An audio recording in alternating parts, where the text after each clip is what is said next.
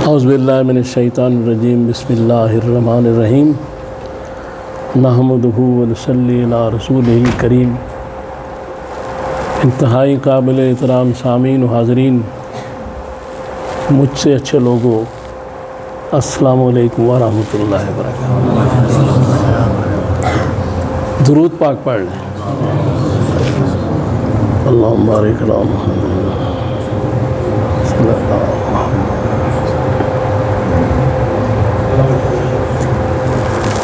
اسلام میں جو انسانی حقوق ہیں ان کے بارے میں بات کرنا چاہتا ہوں۔ دربار نبوی کھچا کچھ بھرا ہوا ہے۔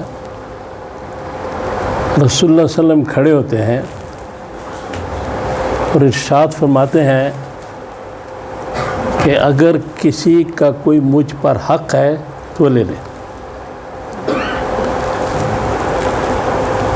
اتنی بڑی ہستی امام الانبیاء، اور انہیں فکر ہے کہ کسی کا مجھ پہ حق نہ رہ جائے۔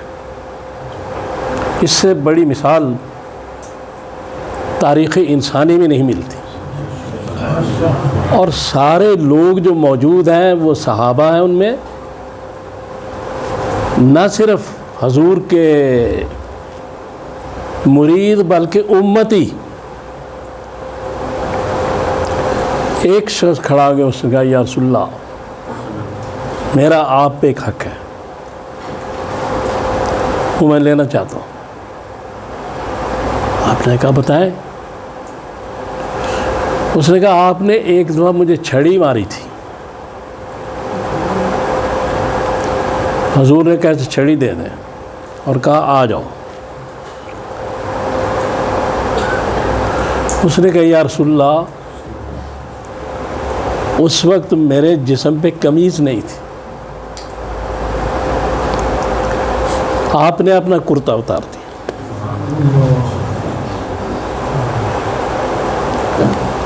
وہاں سے اس حضور تک پہنچنے تک صحابہ کے دل پہ کیا گزری ہوگی، ذرا تصور کریں اس کو۔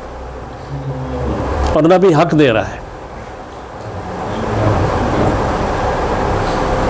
یہ بات کی بات ہے کہ وہ آیا اور اس نے مہر نبوت چوم لی، یہ تو بات کا مسئلہ ہے، لیکن اس سے پہلے کہاں کہاں سے لوگ گزرے ہوں۔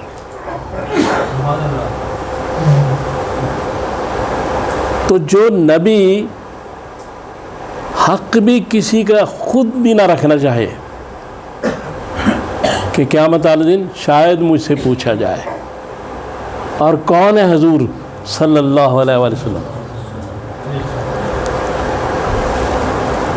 انسانی حقوق کی بڑی تنظیمیں، سارا کچھ موجود ہے، لیکن ایسی مثال آپ کو نہیں ملے گی جو حضور صلی اللہ علیہ وسلم نے بنفس نفیس پیش کی۔ اس کے بعد ایک حدیث پاک ہے، معارف الحدیث کی ہفتم، جلد ہفتم، اس میں 87، اس میں اللہ تعالیٰ فرماتے ہیں کہ اے ابن آدم، میں بیمار تھا، تو نے میری عیادت نہیں کی۔ تو کہتا ہے رب العالمین، آپ کیسے بیمار ہو سکتے ہیں؟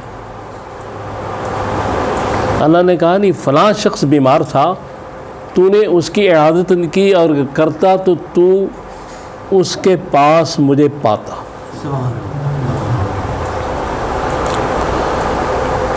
پھر اللہ نے کہا کہ میں کھانا تجھ سے مانگا، تو نے کھانا نہیں دیا۔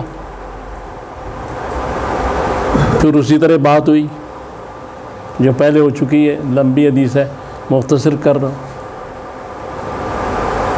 تیسری دفعہ حضور نے فرمایا، اللہ نے فرمایا کہ میں پیاسا تھا، میں نے تجھے پانی مانگا اور پانی نہیں دیا۔ پھر بھی وہی بات ہوئی کہ فلاں شخص پیاسا تھا۔ یہ دو واقعات میں نے بیان کیے ہیں، ایک اس کے رسول کا اور ایک اللہ کا۔ اللہ تبارک تعالیٰ یہ فرما رہے ہیں میں بیمار تھا. یہ نہیں کہہ رہے کہ وہ شخص بیمار تھا، پہلے تو نہیں کہا میں بیمار تھا، مجھے تو نے کھانا نہیں دیا، مجھے پانی نہیں دیا. یعنی مخلوق سے محبت کا انداز دیکھیں.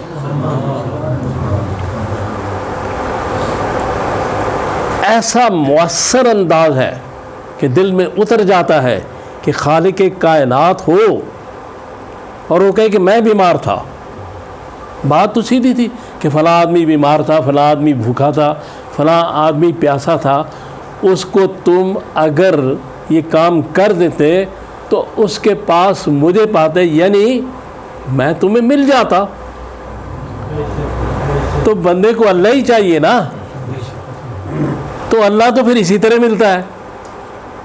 دوسروں کی حاجت روائی سے، دوسروں کی خدمت سے، بھوکے کو کھانا کھلانے سے، کمزوروں کی حفاظت کرنے سے، کسی کی ضرورت پوری کرنے سے اللہ ملتا ہے. اور رسول اللہ صلی اللہ علیہ وسلم بھی یہ وہ اہمیت ہے حقوق العباد کی اور انسانی حقوق کی کہ جو اللہ اور اس کے رسول نے خود پیش کی.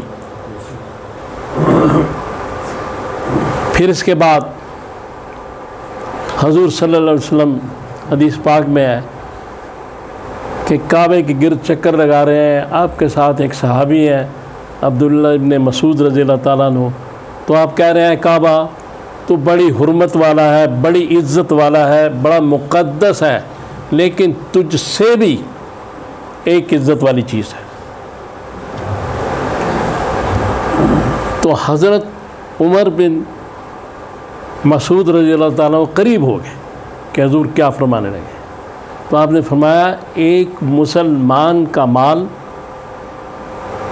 اس کی آبرو، عزت، یہ اور اس کی جان، یہ کعبہ تجھ سے بھی زیادہ حرمت والا ہے، تجھ سے بھی زیادہ عزیز ہے. اس سے زیادہ بڑھ کے حقوق انسانی کون پیش کرے گا؟ پھر جتنے بھی حقوق اللہ ہیں، جو حقوق اللہ ہے جتنے بھی، نماز جو ہے یہ باجماعت نماز کیوں ہے؟ باجماعت نماز کی اہمیت کیوں زیادہ کہی گئی، اس پہ زور کیوں دیا گیا کہ جو دوسرے نمازی ہیں ان کے حالات کی خبر رکھو، شاید کسی کو تمہارے سہارے کی ضرورت ہو. روزے میں بھوکا پیاسا رہنا یہ بتا رہا ہے کہ جب کوئی شخص بھوکا پیاسا ہو تو اس کو کتنی تکلیف ہوتی ہے، لہذا بھوکوں پیاسوں کا خیال رکھو. زکوٰۃ بذات ہی ایک ایسا فعل ہے کہ جو غریبوں، مسکینوں اور حاجت مندوں کے لیے اللہ تعالیٰ کہتے ہیں مجھے دو. اس کے بعد جتنے بھی اللہ کے حقوق ہیں وہ بھی بندوں کے لیے دے دیے اللہ نے کہ نماز کے ذریعے بھی بندوں کی فلاح ہو، حیا علی الفلاح، اور روزے کے ذریعے بھی بندوں میں درد پیدا ہو، دوسروں کا احساس پیدا ہو. اور جو ہے یہ زکوٰۃ، یہ تو آپ خود سمجھتے ہیں کہ براہ راست ہی ایک ایسا کام ہے. لہذا دین میں یہ بتا دیا گیا کہ جتنے بھی کام ہیں اللہ کے وہ سب بندوں کے لیے ہیں. اللہ کو ہماری نماز سے کوئی فرق نہیں پڑتا، ہمارے روزے سے اللہ کی شان کبریائی میں کوئی فرق نہیں پڑتا، ہمارے حج عمرے سے کوئی فرق نہیں پڑتا. ہمیں فرق پڑتا ہے ان نمازوں سے، ان روزوں سے، ان حج عمرے سے ہمارے گناہ معاف ہوتے ہیں، ہمیں نیکیاں ملتی ہیں. تو کہنے کا مقصد یہ ہے کہ اللہ تعالیٰ کو تو ان عبادات سے کچھ حاصل نہیں ہوتا، حاصل تو ہمیں ہی ہوتا ہے. تو جب اللہ اتنا پیار کرے کہ میری اور آپ کی جگہ کہ میں بیمار تھا، تو پھر ہمارا کوئی حق بندگی بنتا ہے یا نہیں بنتا؟ کیا ہمیں تھوڑی بہت یہ شرم ہونی چاہیے کہ 5 دفعہ اس کے سامنے جھکیں، اس کے نبی پہ درود پاک بھیجیں کیا تھوڑا سا یہ حق بندگی بھی ہم ادا نہیں کر سکتے؟ میرا سوال صرف یہ ہے کہ جب اللہ رسول اتنی ہم سے محبت کر رہے ہیں، ہمارے سامنے مثالیں دے رہے ہیں، اپنے جسم اطہر کو رسول پیش کر رہا ہے، اپنے جسم اطہر کو، تو پھر ہمارا بھی کوئی حق بنتا ہے نا۔ تو گزارش یہ ہے کہ حقوق العباد کو بہت اہم ہے، اس کا خیال رکھنا چاہیے، ہمسایوں کا، دوستوں کا، رشتہ داروں کا، حاجت مندوں کا، غریبوں کا، مسکینوں کا، خصوصاً اس مہینے میں ویسے بھی۔ تو اگر یہ نہیں ہے تو پھر کچھ بھی نہیں ہے۔ تو آخر میں ضروری گزارش یہ ہے کہ یہ رمضان کی جو اگلی جمعرات ہے عید کے آس پاس ہوگی، لہذا اگلی جمعرات کوئی محفل نہیں ہوگی، یعنی 20 اپریل کو یہ محفل نہیں ہوگی۔ اب انشاءاللہ اگر زندگی رہی تو آپ سے 27 اپریل کو ملاقات ہوگی۔ اللہ تعالیٰ سے دعا کریں کہ اللہ تعالیٰ مجھے اور آپ کو اپنے حفظ و امان میں رکھے، ہمارا حامی و ناصر ہو۔ صلی اللہ تعالیٰ علی خیر خلقہ محمد و آلہ و صحبہ اجمعین برحمتک۔